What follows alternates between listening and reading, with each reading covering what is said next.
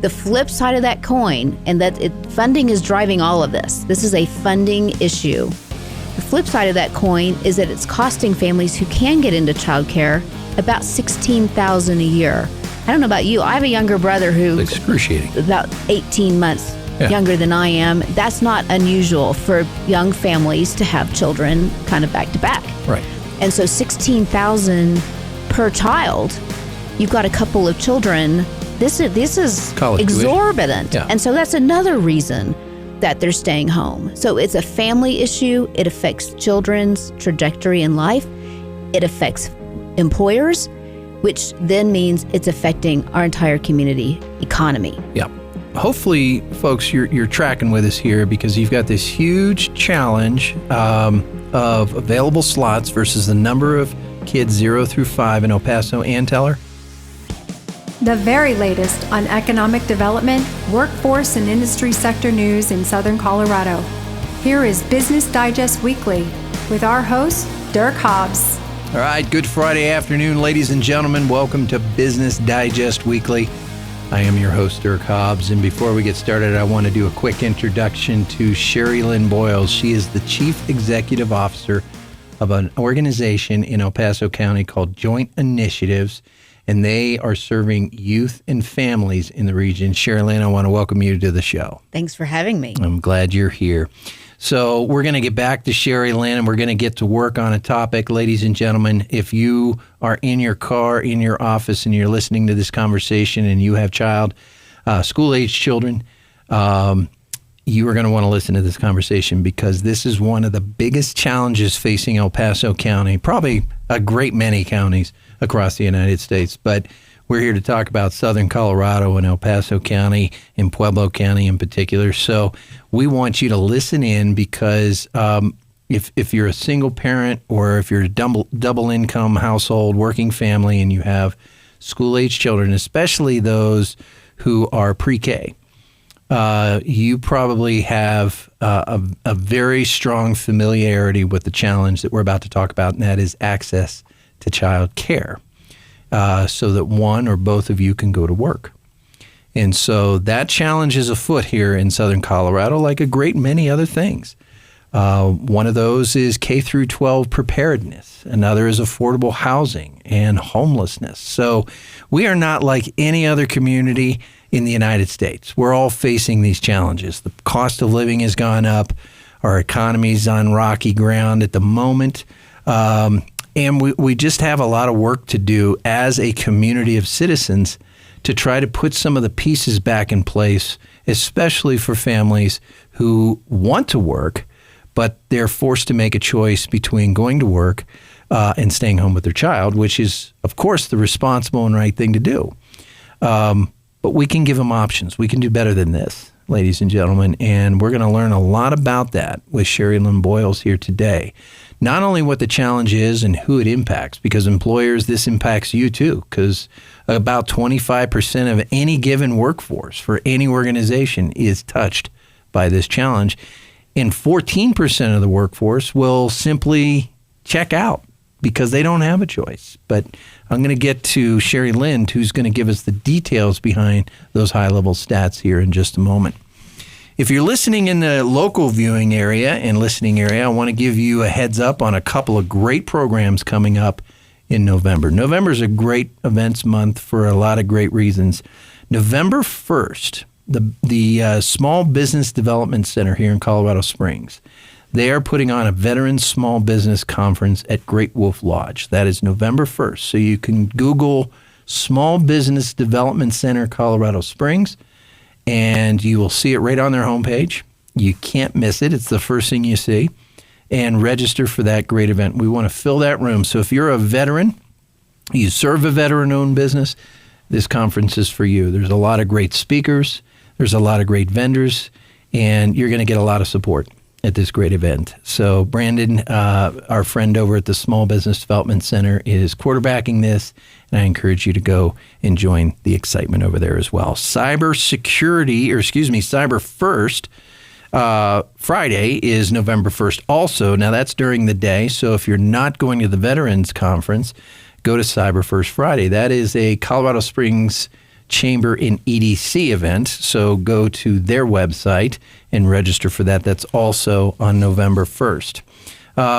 Also on November 21st, now we're getting close to Thanksgiving, the BBB, the Better Business Bureau of Southern Colorado, is putting on a Night of Excellence.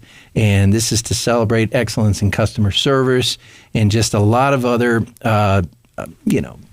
take a bow moments for a lot of businesses here in the community. It's at the Hotel Polaris. So this is a great opportunity, if nothing else, to go see the Hotel Polaris. It's November 21st. It's from 4:30 to 7. And you can go to the BBB of Southern Colorado and register for that event. So we thank Jonathan Liebert and his team over there, Paul Myers-Bennett, who are putting on a great event for us. And finally, our friends over at the Women's Chamber of Commerce, December 3rd, they're having their holiday gala. And this is a fantastic event, folks. Lots of fun, lots of celebration about women-owned businesses as well as women-led businesses, or as Lola would say, any business that serves women. So you can't miss here.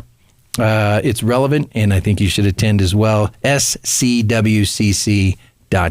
to register for that December 3rd event. All right. Now let's get to work here, SherryLynn. I think I'm done with my notes. Let's have an honest conversation about this challenge. First, give us a little background on you, because I like to orient our listeners and now viewers to who's sitting in front of us and kind of what their passion play is here. So, SherryLynn? Well, thanks. I'm SherryLynn Boyles, and I'm president and CEO of Joint Initiatives. And we have two sides of our house. We have an early childhood side, which is what we're talking about today. Mm-hmm.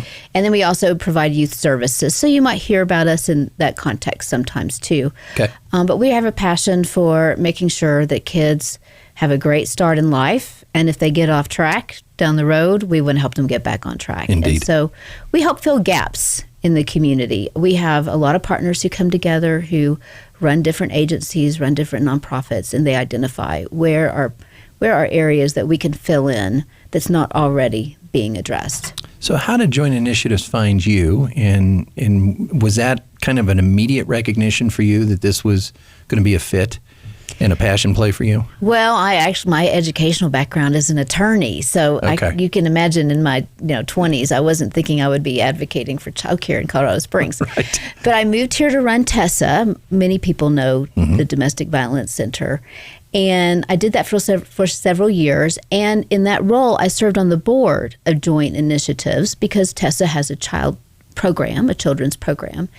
And so when it came time to do something different, this was a good fit. So even though I have a lot of background on domestic violence, right. I'm a very big believer that education really changes lives and it impacts our communities. Mm-hmm. So this was a good fit for me, and I've had a lot of passion for this position and for this particular topic of early childhood education that most people call childcare. Mm-hmm. Well, yeah, that's certainly, and I'm learning the vernacular as well. So you mentioned something earlier that it kind of stuck with me. When kids get off to a good start, they just tend to perform better in life overall. And that's really at the core of what Joint Initiatives is standing for, is really to help as many get that early, strong start. That's right. We were started about 30 years ago by community leaders who thought that organizations serving children should be talking to each other. That's how we started. Mm-hmm. And so since then, the legislature passed laws to say, okay, you have to actually form committees. You're required to form committees, and funding comes with those committees. That's right. And so Joint Initiatives houses one of those called the Early Childhood Council. Okay. And so as a result, we have been growing programs that fill gaps that help support the early childhood system in our community. Mm-hmm. And one of the things we do when the state passed the new universal preschool program, which we know pays for some of preschool, not all of preschool, we actually manage that enrollment process using the state's rules and guidance, but we manage the process for the state here in El Paso County. Mm. SherryLynn Boyles, Chief Executive Officer for Joint Initiatives, a.k.a. JI, in El Paso County, sitting across the board from me. SherryLynn, I really appreciate you taking your time because I know you're a busy lady and I know you are assembling a huge group of people that are going to address this problem. We're going to get into that, not only who's there today, but who's going to be there hopefully in the future to join this conversation, because approximately 1 in 4 people, professionals, working age professionals, are touched by this particular challenge. Is that kind of the way to understand it or visualize how many people are touched? I think you said that very well. I'll give a shout out to the business school over at UCCS, because they actually did a study last spring just in El Paso County. So the data we're using is specific to us, and it's very recent. And what they found in El Paso County is that 26% of parents say they are not entering the workforce because they are staying home with children. Now, some of those would stay home with children no matter what. That's right. Yeah. But we know from running universal preschool, and we know from other studies, that about 70% of families would use childcare if it were available. Dirk, let me tell you that we have about 46,000 children who are 5 and under here in El Paso County. We only have about 17,000 childcare spots. You can do the math. That's a lot of people who cannot find childcare. Yep. And so, therefore, they're staying out of the workforce. So that's an impact on families. It's also an impact on children, because there's lots of very solid studies that have happened over the last decades that show that children are learning the most they'll ever learn, the fastest they'll ever learn in their lives, between 0 and 5. So they can learn well, they can learn what we want them to be learning, or they can learn other things. Right. And so the quality of childcare matters. And then on top of that, you have employers who don't have as many people. I'm an employer. I know it matters what kind of pool I get in terms of who's applying for open positions. We have a lot of people staying home and not applying for those positions, which means smaller pools. And so if you're not an employer and you're not a parent or a grandparent with young children, this is still an economic issue for our community. Because we aren't going to have the kind of workforce working across the community that we need. So you can draw a straight line, ladies and gentlemen, to employers who, when they look at a given workforce, they say, is it there? Are they available? Okay, so it's not just their qualifications, it's just the sheer number of people who are available to do the jobs.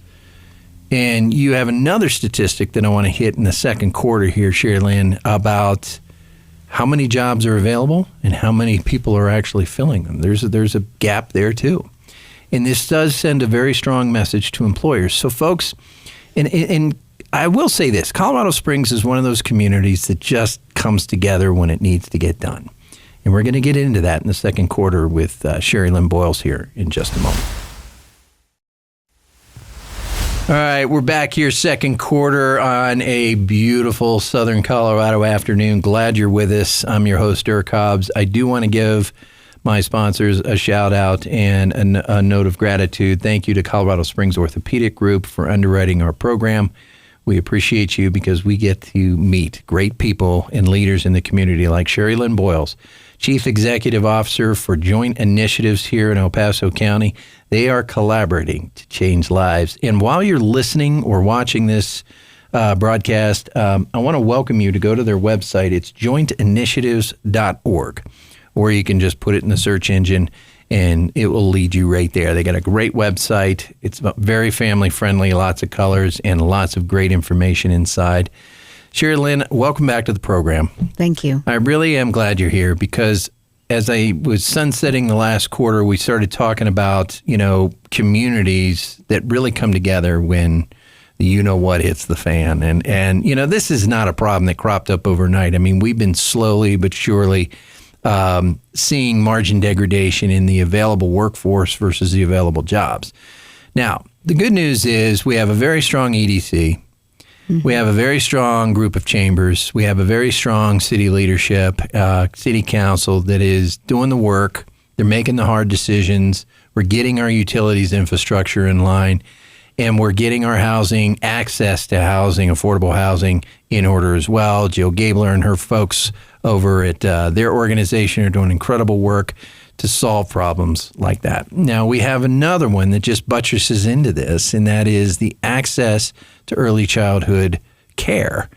And nobody puts it better than you guys in terms of defining what the challenge is and who it impacts. So for the sake of those just dialing in, I would love for you to repeat some of the statistics that are important, namely the number of children here in the region of that early childhood age, and that's 0 to 5, correct? I Yes, got that right? that's okay. right. And then the available slots available to those families to get them into childcare so they can go to work. So I'm glad you're bringing that up again, because it's important that people understand the kind of gap we have here. And we are not alone. There are other communities that have big gaps all over the country, but we definitely have ours. So we have about 46 to 47,000 children who are 5 and under, but we only have about 17,000 childcare spots for those children. And we know that if they were available, that we would fill about 35,000 spots. Well, you can do the math. Yep. 17 is a lot less than 35,000. That means we have a lot of parents staying home with children who would otherwise be in the workforce, who would choose to be in the workforce if they had that available to them. Right. The flip side of that coin, and funding is driving all of this. This is a funding issue. The flip side of that coin is that it's costing families who can get into childcare about $16,000 a year. I don't know about you. I have a younger brother who's excruciating. about 18 months younger than I am. That's not unusual for young families to have children kind of back to back. Right. And so $16,000 per child, you've got a couple of children. This is college exorbitant. Yeah. And so that's another reason that they're staying home. So it's a family issue. It affects children's trajectory in life. It affects employers, which then means it's affecting our entire community economy. Yeah. So hopefully, folks, you're tracking with us here, because you've got this huge challenge of available slots versus the number of kids 0 through 5 in El Paso and Teller counties. So we're talking about El Paso today. That's just El Paso. Right. Okay. So that's the gap.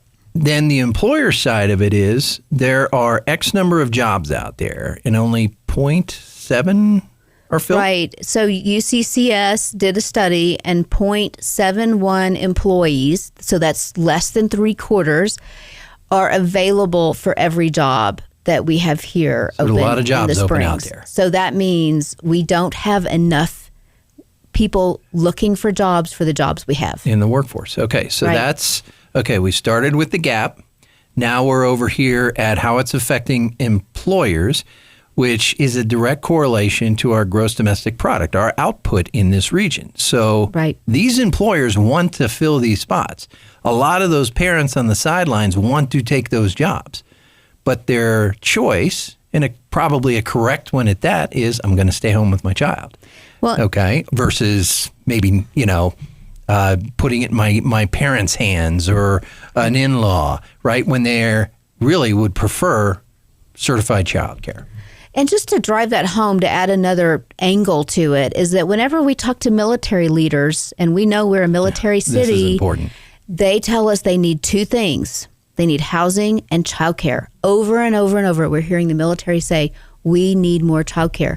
The military is about 40%, more than 40% of our economy here in the Springs. Mm. And so that's just one more data point for us to know it's an economic issue. It is. And we don't want these employers to leave because we worked so hard to get them here. That's right. Spacecom, the big DOD contractors and everything supporting that huge apparatus. So aerospace and defense, cybersecurity, advanced manufacturing, they want to be here. Right. Jonna and her crew at the EDC have done a great job of bringing them here. Okay. You mentioned the chamber, and this is an issue for the chamber. Jonna has made this an issue because it is impacting our economy and our workforce. And I'll just point out that I went to a U.S. Chamber event a few months ago this summer that was on childcare. And one of the driving themes at the U.S. Chamber event was that childcare is economic infrastructure. When we think about infrastructure, we think roads, utilities, right? This is also economic infrastructure. It's not hard infrastructure. Yes. It's soft infrastructure, but it is absolutely an underpinning of the health of our economy. That's right. And we can't just lay this financial burden at the feet of the employers. And certainly the family infrastructure financially is not sustainable. I mean, the arithmetic just doesn't go. Right. The other theme at the U.S. Chamber meeting was the funding system is broken. Okay. And so we've been talking about how do we fix it? How do we take ownership in our own community? Because we've seen communities around the country, in fact, about 50 communities around the country have said, we're not waiting for other systems to take control. This is a problem we're going to go ahead and address. We've seen a lot of communities, like I said, about 50, from Detroit to Cincinnati to Fort Worth, all over the country have passed local initiatives to fund preschool so that they are expanding access and making it affordable. I love this message. And I love what you just stated there. 50 communities, Colorado Springs being one of them, in El Paso County at large, are saying we're not going to wait. Mm-hmm. We're going to get together. And I've seen your rooms of people. And they are filled with a virtual who's who, A, and B, they are what I call affectionately GSD people, get stuff done. Mm-hmm. This is public radio, so I got to be careful. But they get stuff done because they're committed to an altruism of serving others. And we heard a little bit about that, you and I, this morning, because we were at a great event. Peak Vista's Breakfast of Champions was today. Janet Evans spoke, and I got to tell you, folks, you got to watch this. She is a ball of fire, 100 pounds, maybe 5'4", and she was an absolutely brilliant speaker. And Peak Vista is another one that is filling a gap for those probably a lot of those same families that are impacted by access to care issues because maybe they lost their insurance, because now they can't go to work. They're opting to stay home and watch their kids. And, God bless you folks. We're not going to let this go. We're going to work together as a community. SherryLynn, you've assembled a great board and great leadership, a great group of leaders, if you want to call them out, because they're phenomenal people. I know them, and I know they're modest, but let's say their names because they're amazing people. Sure, we have some really incredible people who are taking leadership roles.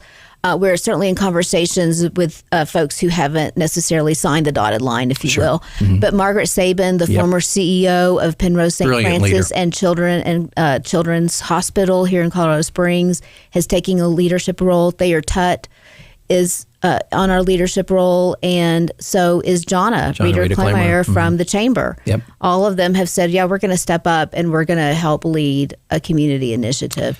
And there's many more people. We have anywhere from 100 to 120 people come to the meetings from all sectors of our community. Yep. So business leaders, faith leaders, government, all coming together because we're recognizing this is something we're going to have to do together. This is not a little fix. Not at all. No, it's going to take the community working together. Yeah, we got a big rock to push uphill, and we're going to do it together. And I'll add on to that, education is at the table. That's right. Private industry, small businesses like Colorado Media Group. I mean, I'm just so grateful that you have grabbed the bull by the horns here, you and your organization, because I know you're building a great team. You've got some great leaders who have said, we're gonna walk alongside you on this. This is going to be a bumpy journey, but we're going to get there. And I want to encourage people to go to jointinitiatives.org. Take a look at this website. Read the challenges, who it impacts, because chances are 1 in 4, 25% of our workforce, chances are somebody that's being touched by this. So it's not a look away thing. It's not a not my problem thing. It's yes, it is. Because especially if you're an employer and you want that higher productivity, you don't want call-offs, you don't want absenteeism, and you want to fill those open spots in your business, this is a good place to start because you can be a part of this conversation. Are you generally welcoming the community at large? Yes, and I'll just back up a little bit to say we really kicked off our plans, our efforts with a summit, an early child care summit in May. Mm-hmm. I know you were there, and we appreciate that. And we had about 100 organizations around the community represented at this summit. Wow. And we have a summit report. You mentioned our website, so you can find the summit report on there. And the community came up with priorities. So it wasn't just our organization. All of these folks came together and said, we need public awareness. We need to address funding issues. We need to be looking at what policy issues need to change, such as regulations that are getting in the way of creating new centers. Yep. So there's a lot going on with the community driving it. Let's come back to that in the third quarter. SherryLynn Boyles, CEO of Joint Initiatives. We're back in a moment. All right, we're back here, second half, third quarter, Business Digest Weekly. I want to also give a shout out to our friends over at Boot Barn Hall and the venue guys that put on those great concerts that we experienced all summer long into the fall here. They're going to take a little hiatus, and then they're going to come back with an amazing concert schedule. So I'm very excited about that. They are really working with the community. I have to say, they've done a great job opening their doors, welcoming the community that's challenged by some of the impact that amphitheater is having. And they've heard their problems repeatedly, loud and clear. So kudos to the leadership team up there. I know there's still challenges, but I know both sides are going to work the problem and get to a place where we're all living in harmony, in peace and harmony. SherryLynn Boyles is across the board from me. She is the Chief Executive Officer at Joint Initiatives. And if you want to look at their website while we're having this conversation, I welcome you to do that, of course, jointinitiatives.org. Great website done by Neon Pig in Town. A little shout out for our friends over there. Great looking site, very informative. You've got reports out there. So let me reset the table here for our listeners who are just jumping in. Almost 16,000 to 17,000 children between the ages of 0 and 5, and you correct me if I'm wrong, okay? Because I know you got a very dialed in ear on these stats. Don't have access. There's not enough slots in the community for that early childhood care.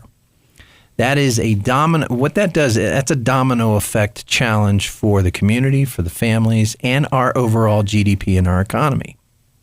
So for the families, it's a working family or a single parent earner who wants to go to work, but is maybe sidelined because they're choosing to be at home with their children, which is great, but also that puts a financial strain on the family.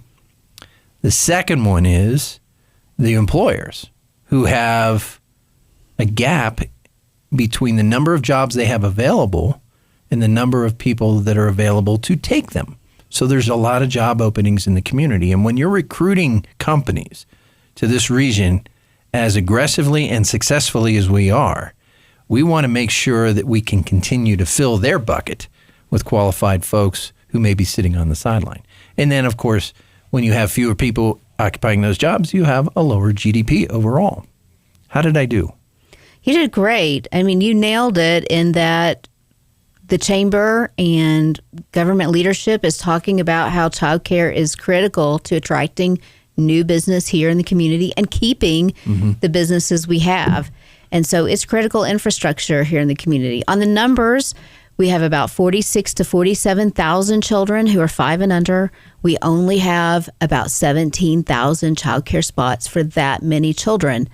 Some parents would stay at home, period, no matter what. Yeah, and no matter and what that's great. Yeah. But we know that there's a big chunk of people who would be in the workforce if they could be, but aren't because they don't have the childcare they need. That's right. And the flip side of that, as I was saying earlier, is that they may also not be able to afford the $16,000 per year bill Per child, especially if you have a couple of children who are under 5, and that's not unusual. So that brings to mind a sociological impact that families may be delaying expanding their family or not doing it at all. We absolutely are seeing numbers of the younger generation looking to delay having children or even choosing to not have children. And so that's another whole economic piece. That's not something I have expertise on, but it is something that is being talked about quite a bit as we talk about childcare. Well, in the stability of any given nation, SherryLynn, The magic number is at least 2 children per family, right? Right. So right now we're at about 2 point something and change. I mean, it's not much over 2. Japan is actually under that. They're 1 point something. So they're actually a society that's in decline as far as population is concerned. Well, UCCS just put on their economic forum, and they had the state demographer come and speak, and she spoke directly to that issue, which is that these younger generations are having fewer children or putting off children, and that our growth is going to slow down if that's the case. And childcare is a contributing factor. She actually got a childcare question, whether that's a factor. And she said, absolutely, it's a factor. So this is a monster task. Yes, it's a big deal. So you've assembled a tremendous board of directors and leadership group for this summit that you've put together. You had one at the El Pomar Foundation, and then recently you had one downtown with over 100 to 120 members of the business community. In that meeting, and as you said, I was there and glad to be a part of that room.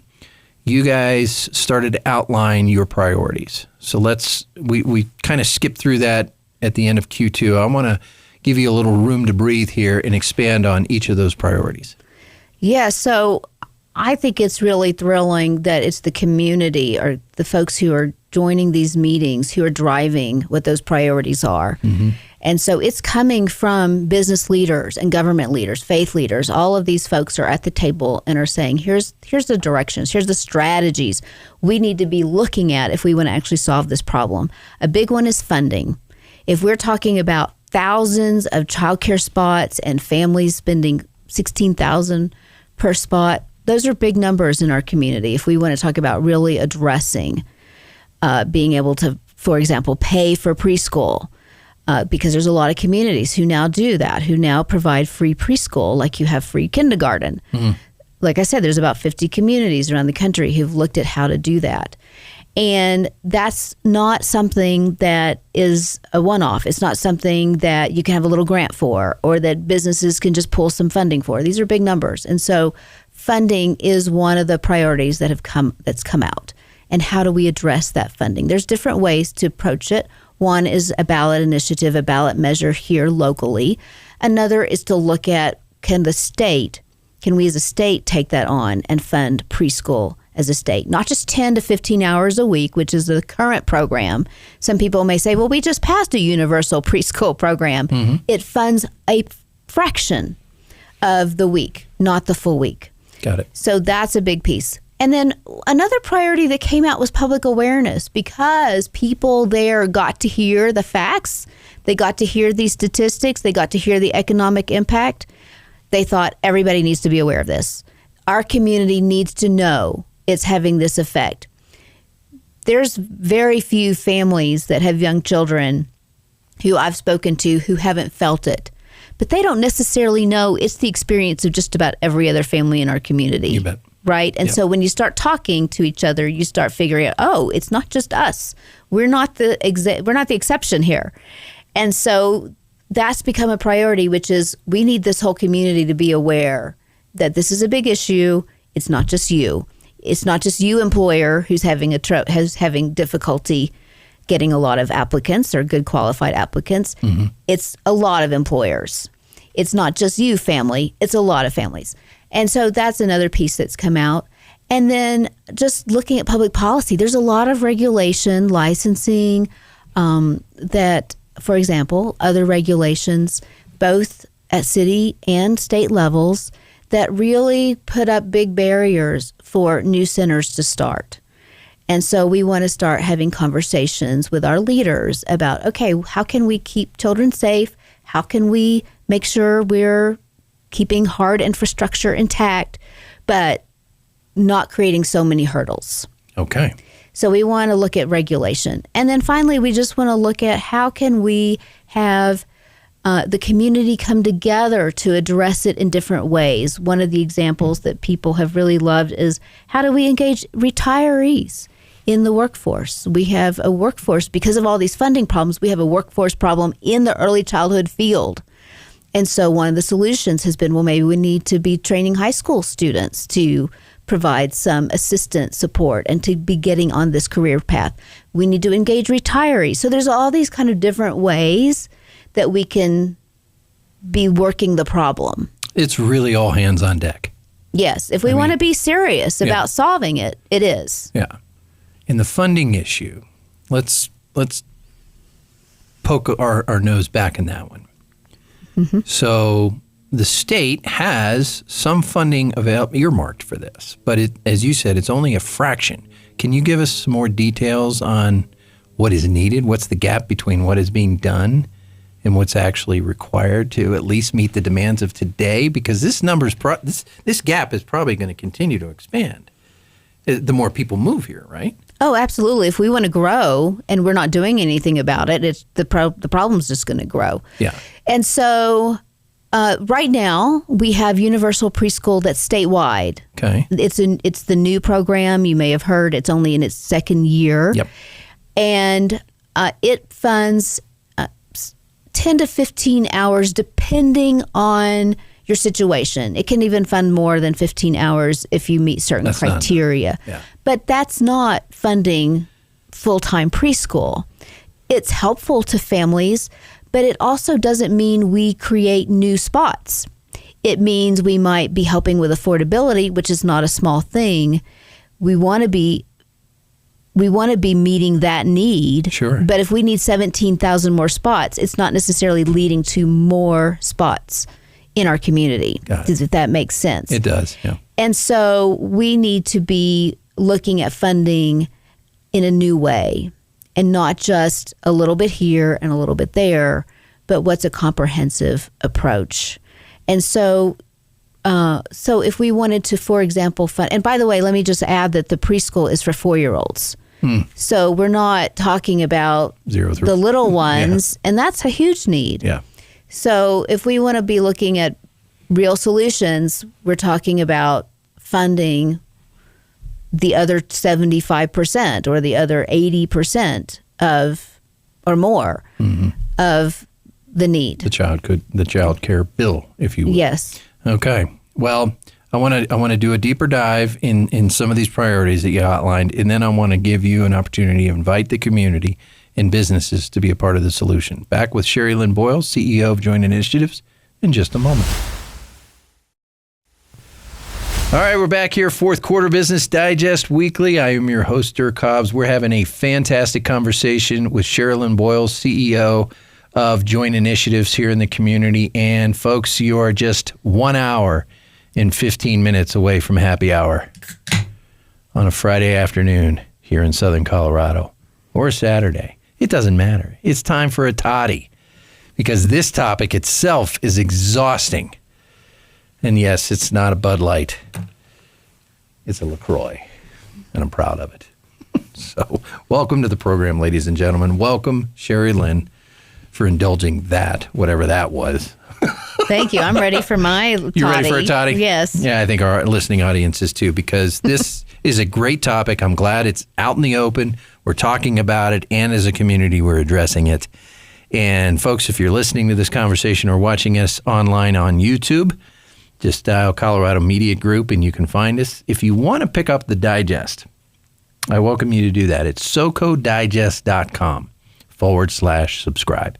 And I will send you a weekly news brief from my great journalism staff.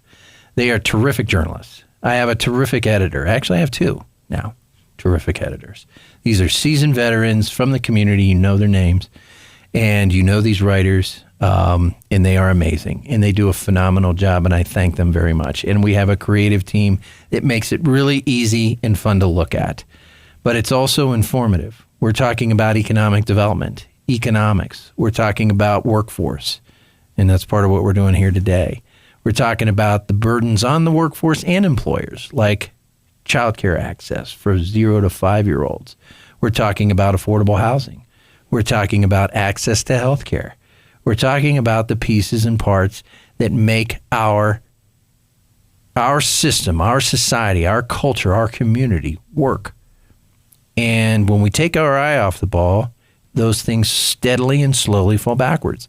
But fortunately, we have leaders like you out there, SherryLynn, with a great set of board members and leaders who are walking right alongside you, facing the same direction, and they are going headlong into this challenge. And that is the challenge for working families and employers to help facilitate the gap that exists between 46,000. I'm going to get this right. 46. If you want to get real precise, it's 46,863 children 5 and under in El Paso County. Okay. Last count. All right. It's probably changed a little. And the available slots? The available slots are about 17,500. So you see the gap. We've got to fill it, folks, because it's impacting the number of people going into the jobs that are available out there. The employers say, oh, okay, you don't have enough workforce. Maybe we'll take this over to Austin or Oklahoma City or some other place. Not going to work. Not going to work. We want our community to continue to grow smartly, so we're addressing this. And you've assembled over 120 great business minds in the room, great leaders. So I definitely want to expand an opportunity or extend an opportunity to you to welcome those business participants, those employers to the table towards the end of our conversation. But we were talking about funding, okay? Right. And we were talking about the Childcare Act. Is that what it's called? I beg your pardon, from the governor's office, the Universal Preschool Program. Thank you. Mm-hmm. Universal Preschool Program. So we've got that in play, but it's only covering about 15 to 20% of what is actually required. So this is a funding issue. So we're looking at several $1 million, right? Upwards of $50, $60 million annually. That would be probably a baseline, depending on what we wanted to achieve. If we wanted to have free preschool for certain folks who fall within a economic category, we're still looking at tens of millions of dollars. If we want to look at teacher pay, if we want to look at creating new centers, I mean, there's a variety of things we can do, behavioral health, that we could do with funding. Yep. But certainly, I think we want to be looking at how can we ease the burden on families so that they can afford childcare, and easing the burden on childcare centers so they can afford to expand. There you go. Or create new ones. With qualified, even certified professionals looking after our kiddos. Absolutely. Yep. A lot of people may not know that this is a certification program. That is an educational track. Early childhood development, early childhood teachers, there's teaching assistant tracks. Those are college tracks that people get accredited for. We're not talking about babysitters. We're talking about people who are trained and experienced. No, I appreciate that differentiation, because there are some initiatives afoot, which are very good, that are kind of that friends, neighbors, and family yes, to help with childcare. A lot of people rely on friends, family, and neighbors, and actually Joint Initiatives has programs to help them with some of their skills, some of the way that they provide services, or they provide care to children, because we want anybody who's working with children who are 5 and under to be doing the best they can to help children with that early start as they're learning and their brains are growing and they're just absorbing everything around them. Mm-hmm.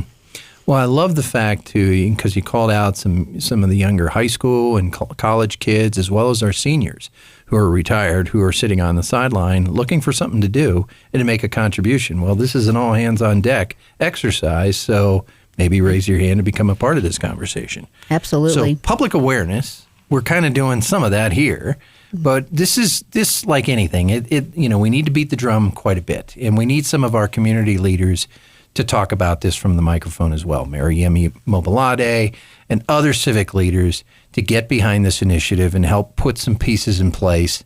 And like you said, start creating ballot language that can really affect change financially and otherwise. Absolutely. I mean, there's only so many interviews that I'm going to be able to do. It can't fall on, Joint Initiative staff.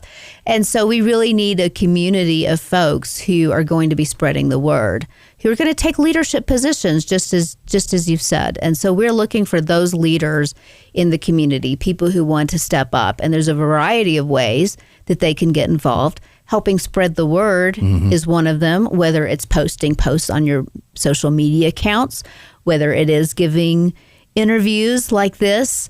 There's a variety of ways to spread the word. Very good.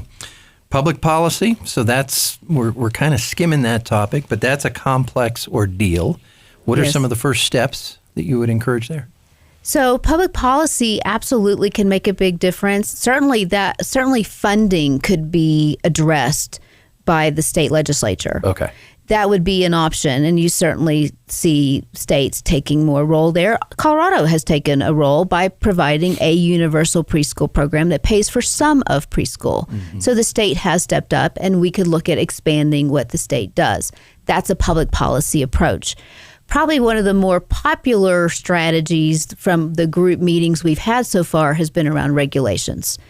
Whether that's local regulations or state regulations, both levels have lots of rules and expensive rules for folks to comply with in order to start and maintain a center, a child care center. Mm-hmm. And so we have a lot of folks who don't ever get one off the ground because they just can't afford all the regulations. Got it. And so we need to look at how do we have smart regulations. We don't want to have a situation that's dangerous where we're not looking at, okay, what are guidelines to protect children. Right. We don't want that, but we do want what can we afford, right? So what can we do that will incentivize programs to start and expand? And that's something that the city of Colorado Springs can address.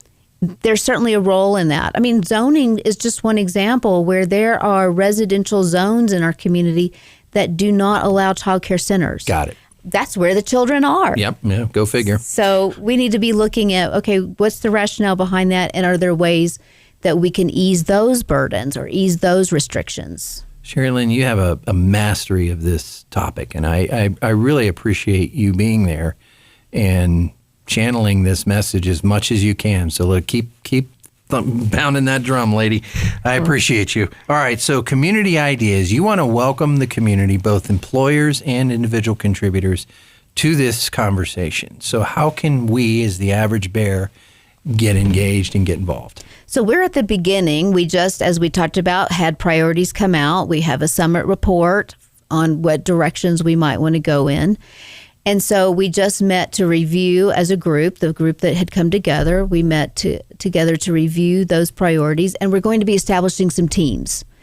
And so we'll have a public awareness team, we'll have public policy teams, we're going to have a variety of teams. So there's different ways that your skills, your expertise, your perspective can contribute. So it's not just a one-size-fits-all.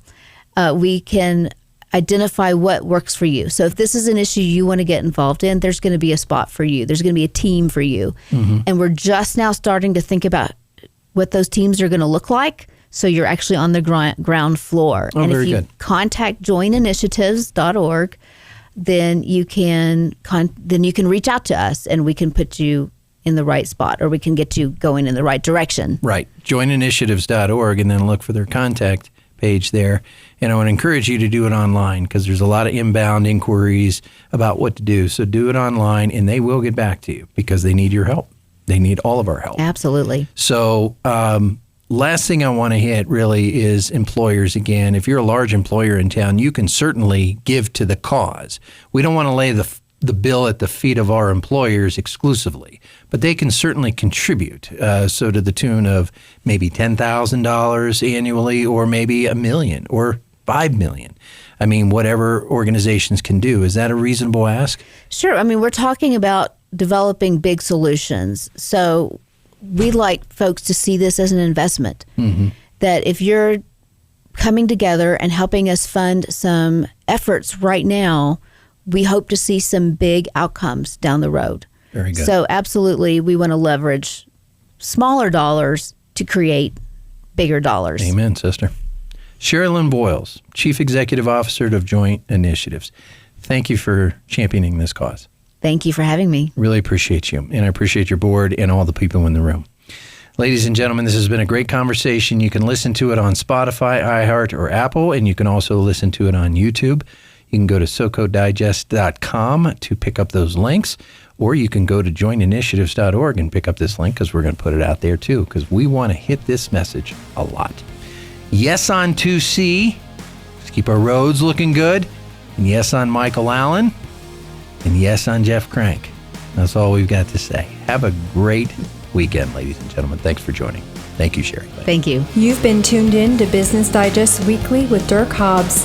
If you'd like to be considered for a spot on our show, email us at info@coloradomediagroup.com.